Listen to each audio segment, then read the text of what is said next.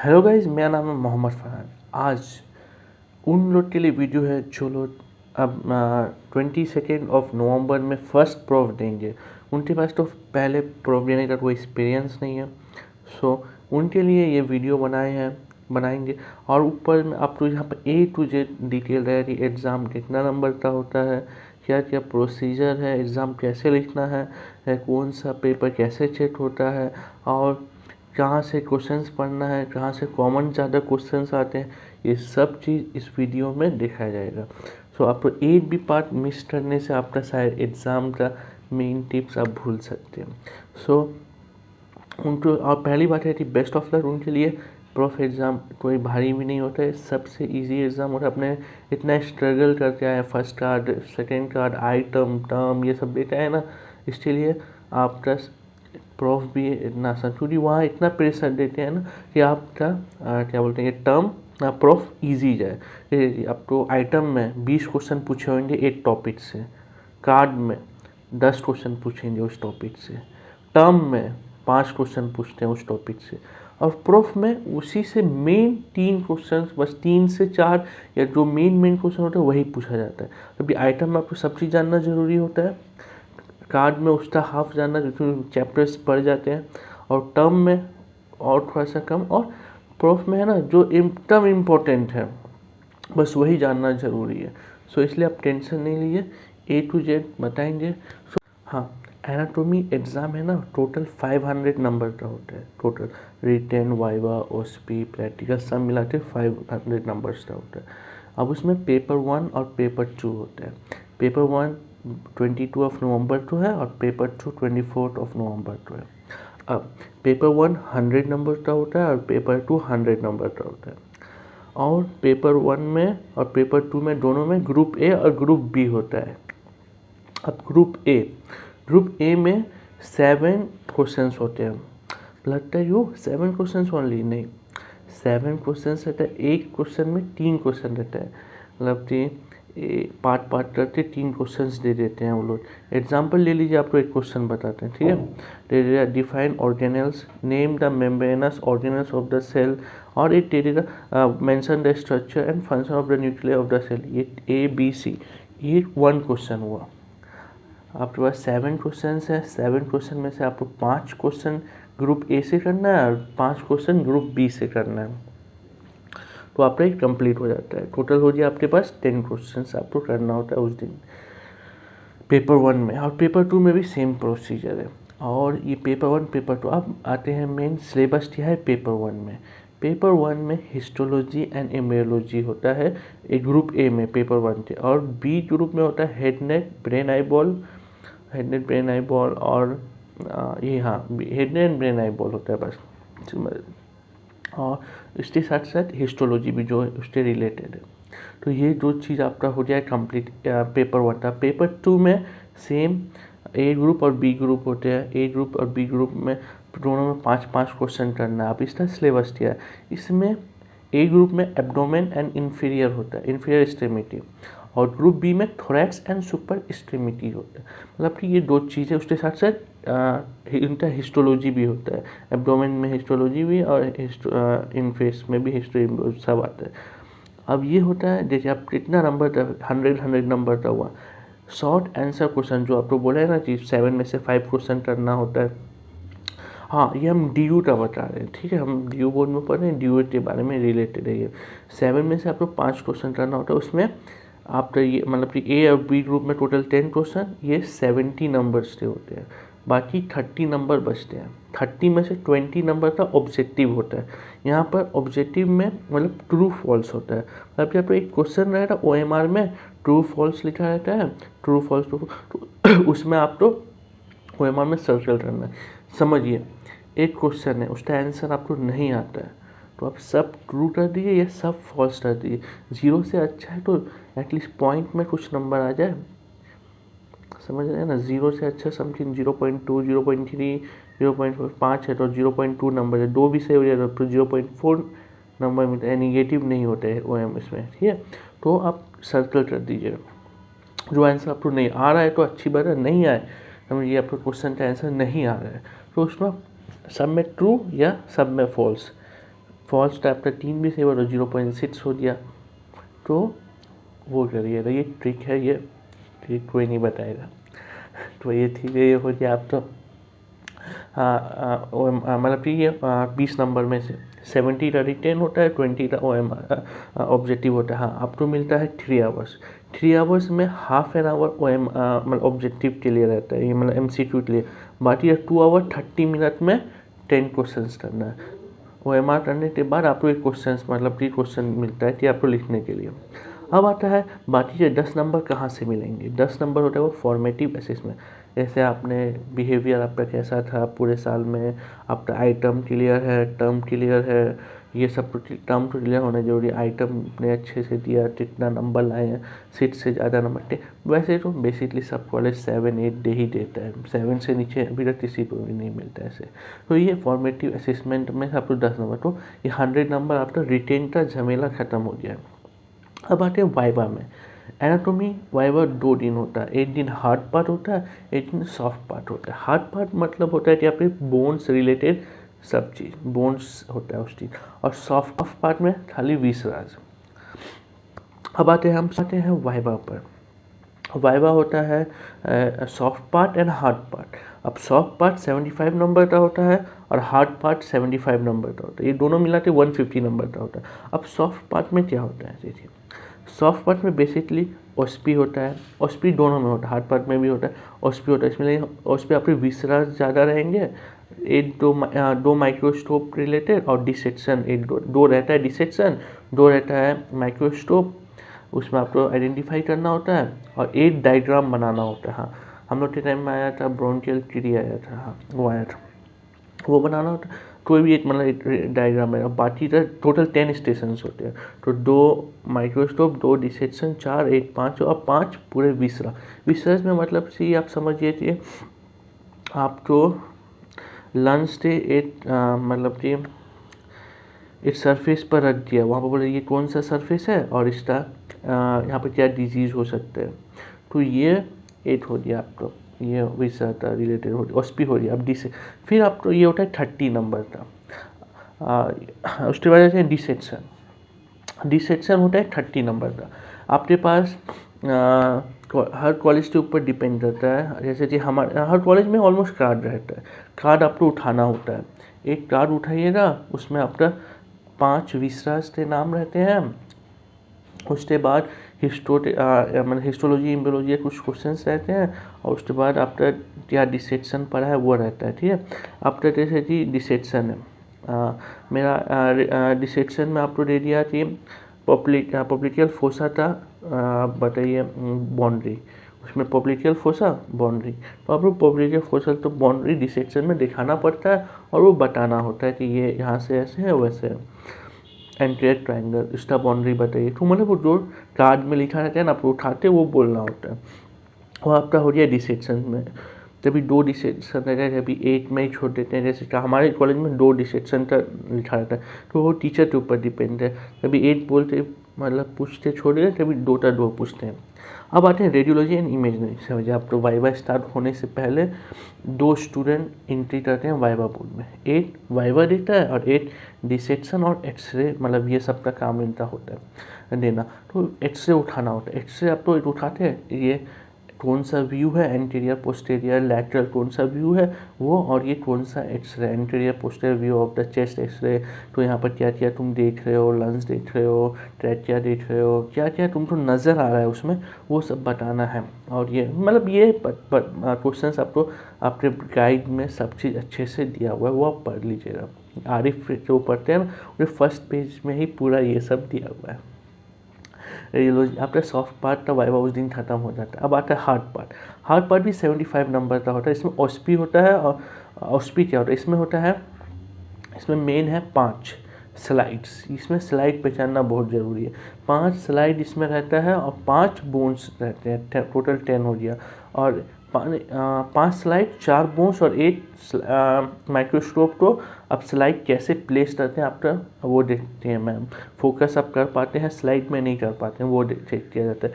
5 slide आपको college 20-25 slide बता देते हैं कि ये 20 to 30 स्लाइड एग्ज़ाम में आएंगे, तो वो स्लाइड से रिलेटेड आपको पढ़ना है और फिर पढ़ाया जाता है 100+, लेकिन 20-35 जो इम्पोर्टेंट है आपके सीनियर्स या आपके टीचर्स बता देते हैं, तो इतना झमेला नहीं है। लेकिन वही 25 भी बहुत है, समझ रहे हैं। तो लेकिन आप बार बार देखने से हो जाता है। 25 स्लाइड देखने से उसमें से 5 स्लाइड आएगा, आप कर लीजिएगा। उसके बाद बोन्स थे, पता है, तो आइडेंटिफाई करना पड़ेगा लेफ्ट साइड का बोन है, राइट साइड का बोन है, वो करते हैं। उसका सरफेस, बॉर्डर करते हैं, उसके attachment, muscle attachment, relation, movement, ये सब क्वेश्चंस रहता है। वो क्वेश्चंस लिखते आपको लिखना है। ये कंप्लीट होने के बाद आपका फोकस करना होता है, ये हो जाता है। उसके बाद फिर आता है लकी स्लाइड। फिर आपको ये होने के बाद आपको स्लाइड रखा रहता है, उसमें से 2 स्लाइड उठाना होता है। 2 स्लाइड आप जैसे उठाइएगा ना, उसमें आपको मतलब कि आपको स्लाइड को फोकस करते, पहचानते, उसके बारे में लिखना है। समझिए कि आपको स्लाइड आया है स्मॉल इंटेस्टाइन का, तो स्मॉल इंटेस्टाइन का एनाटॉमिकल पॉइंट लिखना है, उसका डायग्राम बनाना है और सबमिट करना है। तो ये हो गया आपका लकी स्लाइड। उस वही आपके वाइवा खत्म होने से पहले आपको कंप्लीट कर देना है। उसके बाद आता है सरफेस मार्किंग। सरफेस मार्किंग क्या होता है? आपको एक विसरा आता है या नर्व आता है, आर्टरी आता है, ये कोई भी इसका वेन का आपको मतलब पॉइंट याद करके आना है और सीखते आना है। आप फ्रेंड के ऊपर प्रैक्टिस करते आइएगा, फ्रेंड के ऊपर प्रैक्टिस करते रहेगा, वो आपको हो जाएगा। फ्रेंड्स मतलब प्रैक्टिस करने से हो जाएगा। ये इतना हमारे कॉलेज में इतना मैटर नहीं है, दूसरे कॉलेज के बारे में पता नहीं है। तो सरफेस मार्किंग में हम लोग एक टॉप सीक्रेट बात, मामा ही हम लोग को हेल्प करते हैं। ग्रुप पर इतना प्रैक्टिस किया जाता है ना, वही जो बैठा रहते हैं ना, वही हम लोग ऐसे हिंदी देते। बस एक चीज़ है, वो थोड़ा साइड में होता है, तो मैम लोग नहीं देखती, तो वो उनको लेके आना होता है, दिखाना होता है कि ऐसा हमने वो पॉइंट्स अच्छे से याद करके रखना। ठीक है, ये पॉइंट्स याद करते हैं। और ये जो ऐसे मार्किंग आप कर रहे हैं ना, वो सब मार्किंग अच्छे से प्रोमिनेंट पता होना चाहिए, आपने कौन से जगह पर क्या मार्किंग की है वो आपको याद होना चाहिए। तो टीचर आपसे पूछेगी ये आपने कैसे किया है। तो ये ठीक है, ये सरफेस मार्किंग हो गया। आप पूरे साल जो विजुअलिटी डायग्राम बनाते हैं उसका 5 नंबर वो 5 नंबर आप तो वो देते हैं आप तो खाता कंप्लीट होने पर। तो लकी स्लाइड का 20 नंबर था, सरफेस मार्किंग का 20 नंबर, और स्पीड का 30 नंबर और 5 नंबर इसका। तो ये हो गया आपका 150 नंबर। ये प्रैक्टिकल ये हो गया। अब वाइवा अलग से 150 नंबर का होता है, मतलब 75 number viva, 75 number viva. Soft part में वाइवा होते हैं ना, 75 नंबर का होता है, और हार्ड पार्ट में भी वाइवा 75 नंबर का, और बाकी ये हो गया 150। और फिर प्रैक्टिकल का मतलब उसपी रिलेटेड ये सब, ये भी 150 का होता है। मतलब ये हो गया आपका 300 और 200 रिटेन, 500 आपका हो गया ये एनाटॉमी। अब हम एक ये बताते हैं, देखिए एनाटॉमी में, हाँ बताइए एनाटॉमी हो या कोई भी सब्जेक्ट हो, बेसिकली बी ग्रुप से आप लोग स्टार्ट करिएगा। बी ग्रुप स्टार्ट इसलिए करने को बोल रहे हैं, क्या बोलते हैं, बी ग्रुप एक्सटर्नल चेक करते हैं। एक्सटर्नल को पता नहीं है कि आप कैसे स्टूडेंट हैं, अच्छे स्टूडेंट है, खराब स्टूडेंट है। और लास्ट में आपके पास टाइम कम बचता है, 2 आवर 30 मिनट बहुत कम है इतना आंसर लिखने के लिए। एनाटॉमी तो सही है, ठीक ठाक है, इतना टाइम से पहले हो जाता है। फिजियोलॉजी और बायोकेमिस्ट्री नहीं हो पाता है, बायोकेमिस्ट्री भी हो जाता है, फिजियोलॉजी नहीं हो पाता है, टाइम एग्जैक्ट 1 मिनट पहले ख़त्म होता है पेपर। तो आप क्या करिएगा, बी ग्रुप से स्टार्ट करिएगा। बी ग्रुप एक्सटर्नल ले जाता है क्वेश्चन मतलब आंसर से, तो आप वो उससे तो आप हैंड जैसे जैसे नीचे आइएगा ना टाइम के पास, आपका हैंड राइटिंग वैसे से ख़राब होते जाता है। तो ख़राब होते गया तो आप समझ सकते हैं कि आपका इतना एक्सटर्नल से सामने इंप्रेशन खराब, इसलिए आप पहले अच्छे हैंड राइटिंग से ग्रुप बी ख़त्म करिए और जल्दी जल्दी करके अब सबमिट कर दीजिएगा। मतलब सबमिट नहीं करना, जल्दी जल्दी करने के बाद फिर ग्रुप ए में जाइएगा। ठीक है, ग्रुप ए में जाने के बाद टाइम आपके पास बच रहा है तो अच्छे से मतलब लिखने का कोशिश करिएगा। और टाइम नहीं बच रहा है, सिंपल लैंग्वेज में तो इतना आप समझा सकते हैं। एनाटॉमी का बता रहे हैं, अभी बायोकेमिस्ट्री फिजियोलॉजी नहीं, एनाटॉमी का इतना अच्छे से आप डायग्राम करते ही समझा दीजिएगा ना, वो भी आपको अच्छा नंबर मिल जाएगा। क्योंकि इंटरनल तक खत्म, डायग्राम आप कर दिए हैं, आप नहीं लिख पाए डिटेल में क्योंकि आपके पास टाइम नहीं है। तो आप और डायग्राम बना रहे हैं तो ये नहीं है कलर उलर कर रहे हैं, अच्छे से पहले अच्छे से डायग्राम बनाते, नेक्स्ट क्वेश्चन में जाते लिख लीजिए, जो भी छोटा छोटा करके लिख दीजिए, आप अटेम्प्ट करने पर ही नंबर मिल रहा। ठीक है, तो ये कर लीजिएगा, इतना झमेला नहीं है। और एक चीज़ समझिए, आप left left arterial supply of the heart पढ़ते थे, बट अपने right arterial supply of the नहीं पढ़ते थे हार्ट। अब क्या हो रहा है यहाँ पर, आप क्वेश्चन छोड़ दिए और आप तो श्योर फेल है, ठीक है। सो आप लेफ्ट ही लिख के आ जाइए। हाँ, एक्सटर्नल आपको या इंटरनल कोई भी खाता हो लिख के आ जाइए, क्योंकि खाली में एक्सटर्नल या इंटरनल आपको नंबर नहीं दे सकते, जो बात सही। लिखा है तो एटलीस्ट आप तो देखेंगे ओवरऑल करते कि नंबर 1-2 नंबर से आप फेल हो रहे हैं तो वो वहाँ पर नंबर डाल सकते हैं, एटलीस्ट तो कुछ टॉपिक से पढ़ के आया है उसने। तो इसीलिए क्वेश्चन छोड़ना मतलब आप समझिए आप फेल है, बिना सोचे समझे। एक भी क्वेश्चन छोड़ना, जो ऑप्शन थे 5-10 क्वेश्चन से आपने एक भी क्वेश्चन छोड़ दिया, फेल आप समझ लीजिए उसी टाइम। बट आपको नहीं छोड़ना है, तो जो भी नहीं आए ना उस रिलेटेड उस टॉपिक पे लिख दीजिएगा, आपको नंबर मिल जाएगा। तो ये हुआ एनाटॉमी का। अब आते हैं बायोकेमिस्ट्री और फिजियोलॉजी। हम भी इसी वीडियो में बनाने का कोशिश कर रहे थे, लेकिन बस टाइम लंबा हो जाएगा, फिर आप ही लोग तो अच्छा नहीं रहेगा इतना लंबा। तो बायोकेमिस्ट्री और फिजियोलॉजी एक अलग वीडियो दोनों एक साथ बना देंगे, क्योंकि वो सब छोटा ही हो जाए। एनाटॉमी में थोड़ा ज़्यादा डिटेल जानना जरूरी होता है, तो इसलिए। और एक चीज़, हिस्टोलॉजी और एम्ब्रियोलॉजी मेरे हिसाब से मैट्रिक्स या साइनोप्स, अब जो क्वेश्चन बैंक खरीदे हैं उसमें मैट्रिक्स हिस्टोलॉजी का 5 पेज हुआ था और एम्ब्रियोलॉजी का 3 पेज हुआ था। 3 पेज मतलब कि 9 पेज, 6 पेज, 6, हाँ 6 पेज, और यहाँ पर 10 पेज।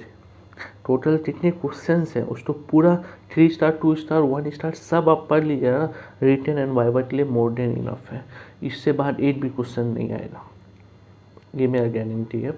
मैट्रिक्स या साइनोप्स जो भी आप क्वेश्चन बैंक्स आप पढ़ रहे हैं, वहाँ से जितने भी क्वेश्चन आप कर लिया ना, हिस्टोलॉजी ज़्यादा तो है नहीं वहाँ पर, वो करने से आपका पूरा कॉमन आएगा हिस्टो एंड इम्ब्रो।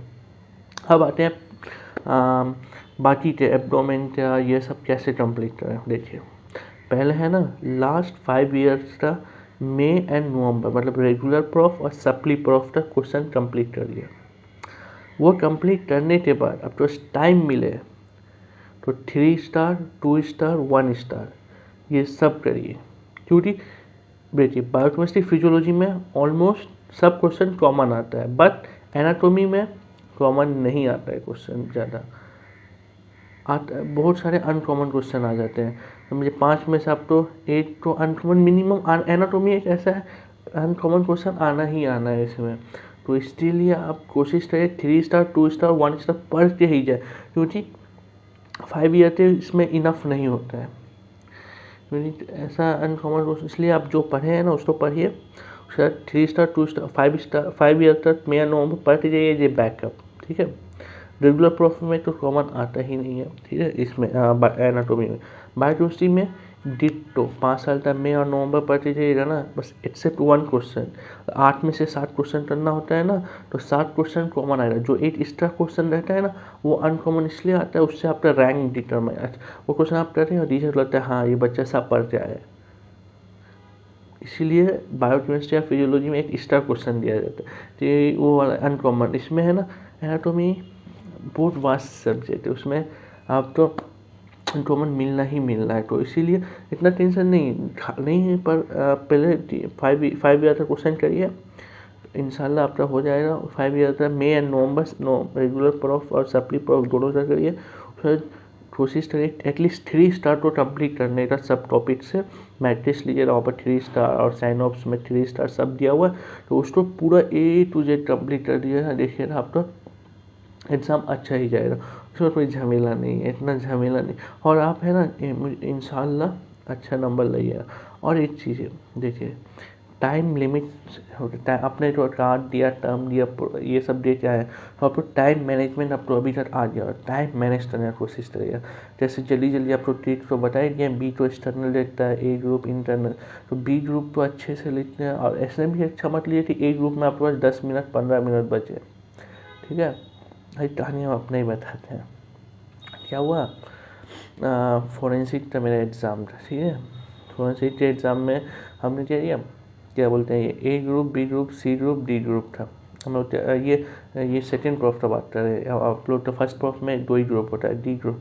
तो हम लोग में बी और D group most probably external देते हैं, या सी या डी, सी और डी देते हैं, सी और डी एक्सटर्नल। हम कहते हैं एक्सटर्नल का लिखने लास्ट 10 मिनट में मुझे उसमें हम लोग में 4 में से 3 क्वेश्चन करना होता है। हाँ सॉरी, 5 में से 4 क्वेश्चन, 5 में से 4 क्वेश्चन करना होता है। उसमें क्या हुआ, अब मेरे पास 15 मिनट बचा हुआ था। 15 मिनट में अब 4 क्वेश्चन करना। हमने किया ऐसे है ना, मुझे अपने खुद पढ़ने नहीं आ रहा था। लिखते फास्ट जो मन अच्छे से लिखते था, अच्छे से तो नहीं लिखा, फास्ट में मैं जो शॉर्टकट मार के लिखे हैं। हम तो डर ही लग रहा था हम फेल ना हो जाए, लेकिन पास हो गए थे। वही है कि ऐसा ना हो कि लास्ट में आपको मुसीबत उठाना पड़े। ऐसे करिए कि आप टाइम मैनेज करते रहते थे, तो ऐसा ना हो कि 15 मिनट में हमने तो पता था सी डी हम लोग तो एक्सटर्नल लेते हैं, तो ए और बी, ए बी में हमने ऐसे लिखा थी, यही था मतलब कि हम ए बी करते और सी डी में ऐसे करते, तो सी और फेल हो। जो एक्सटर्नल तो हैंड राइटिंग समझ में नहीं आता, वो तो फेल ही करता। एक बार क्या लिखा है, इसीलिए अच्छे से लिखने का कोशिश करिए। पहले एक्सटर्नल का ग्रो, उस पर इंटरनल ग्रो, और मेन है वाइवा। वाइवा अच्छे से पढ़ लीजिएगा, क्योंकि वाइवा एक ऐसा है एनाटोमी में आपको एनाटोमी ऐसा है, आप समझाते बोल दीजिएगा ना, बोले फिजियोलॉजी बायोलॉजी में डेफिनेशन आपको डिट्टो बोलना होता है। तो इसीलिए यहाँ पर ऐसा नहीं है, यहाँ पर है ना एनाटोमी आप समझा रहे हैं ना, एक्सटर्नल खुश होता है कि हाँ ये बच्चा समझा रहा है, बेसिक तो समझा है। तो इसीलिए एनाटोमी आप बहुत वास्ट है। हम जानते हैं एनाटोमी अकेले बायोकेम फिजियोलॉजी के बराबर है, लेकिन पढ़ने में मज़ा आता है। तो आप एनाटोमी तो अच्छे से कंप्लीट करिए।